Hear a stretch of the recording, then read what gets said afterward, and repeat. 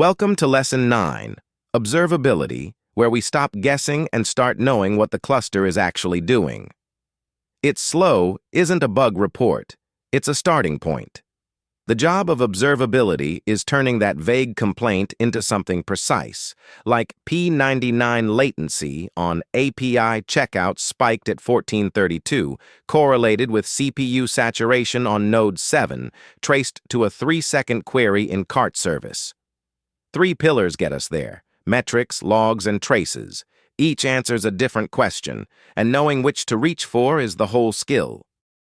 Here's the path we'll walk together, organized as a full SRE loop. First, observe the 3 pillars and when to reach for each. Then diagnose with Prometheus and a working grasp of PromQL, rate, histogram, quantile, grouping by label. Next, act, Loki for cheap label-indexed logs, and OpenTelemetry for vendor-neutral traces across services. Finally, document with golden signals and the read and use methods, so your dashboards actually mean something at 3 in the morning. Start with the 3 pillars, because each one answers a fundamentally different question. Metrics, Prometheus, and Grafana give you numbers over time. P99 latency, error rates, CPU saturation. Cheap to store, as long as you keep cardinality under control.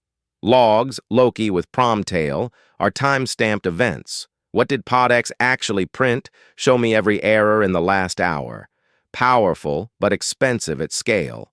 Traces, OpenTelemetry, feeding Tempo, or Jaeger, follow a single request across services so you can pinpoint which hop is slow. Sampled, usually 1 to 10%. Match the question to the pillar, and the answer is 30 seconds away. Zooming into metrics. Prometheus pulls. It doesn't get pushed to. You declare a service monitor, the operator discovers matching pods, and every 15 to 30 seconds it scrapes the metrics endpoint. PromQL is how you ask questions of that data.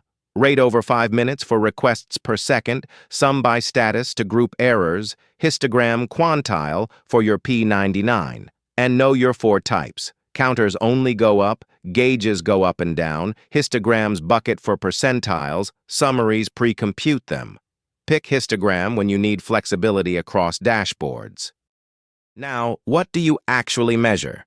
Google's 4 golden signals cover any service: latency, traffic, errors, saturation. Tom Wilke's RED method, rate, errors, duration, is the sharper tool for request-driven services like HTTP APIs. Brendan Gregg's use method, utilization, saturation, errors, is built for physical resources: CPU, memory, disk, network.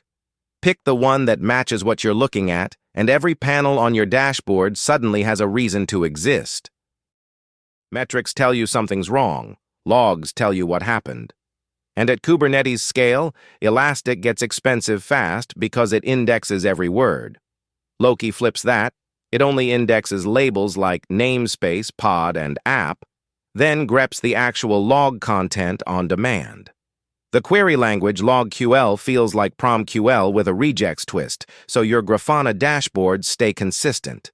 One discipline rule: never put high cardinality fields like user ID or request ID in labels. That's how you kill Loki.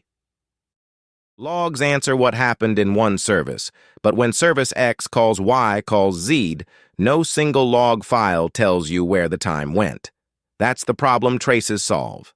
A trace is one user request, broken into spans, and when you see API gateway at 50 milliseconds with 35 of those stuck inside a single db.query, the bottleneck announces itself. OpenTelemetry gives you vendor-neutral instrumentation. Drop in a Java agent or a Python wrapper, and you're emitting spans with 0 code changes. The collector then sits in the middle, receiving, sampling, and shipping traces to whatever backend you choose: Tempo, Jaeger, Datadog. Same pipeline, swappable destination. So with all 3 pillars in play, here are 6 reflexes that turn raw telemetry into real observability. Install kube-prometheus-stack via Helm. 1 command, production-grade defaults. Apply RED to every service so any dashboard reads the same. Rate, Errors, duration. Always histograms over summaries because histograms bucket aggregates across pods and summary quantile silently lies. Alert on symptoms users feel, not CPU that might be fine. Build dashboards as a hierarchy. Cluster, service, pod, trace. So triage takes 30 seconds. And inject the trace ID into every log line. That last one stitches metrics, logs, and traces into one click-through investigation. And here's the whole lesson on one page. 12 patterns worth pinning above your desk. Down the metrics column, kube-prometheus-stack to install, histogram quantile for P99, kube state metrics for Kubernetes objects, and LogQL when you need to grep across namespaces. Down the middle, service monitor for scrape config, red for services, node exporter for hardware, OpenTelemetry for traces, and the right column ties it together. Rate over 5-minute windows, USE for resources, Loki plus PromTail for logs, and trace IDs to stitch all 3 pillars into one investigation. Now the flip side, 5 mistakes that look reasonable in dev and explode in production. 1. High cardinality labels. Putting user ID or trace ID on a Prometheus metric creates millions of time series and ooms your server. Labels are for grouping, not identifying. 2. Alert on symptoms, not causes. CPU above 80% wakes you for nothing. P99 latency above 500 milliseconds wakes you when users actually hurt. 3. Don't keep logs forever.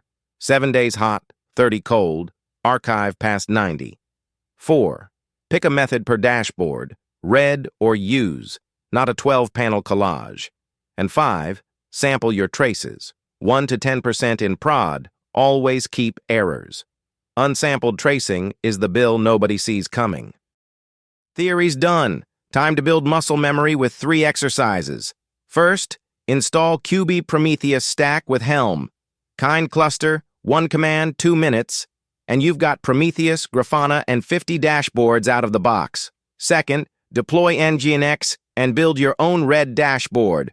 3 panels, 3 PromQL queries, the template you'll reuse for every service. Third, wire up 2 services with OpenTelemetry, send traffic, and OpenJaeger to watch a request flow front-end to back-end to database.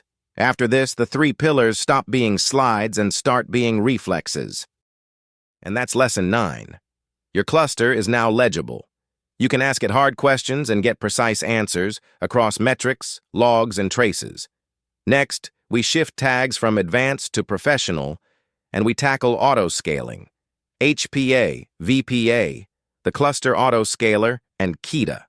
Pod level, node level, event-driven, making the cluster scale itself based on real demand, balancing cost and performance.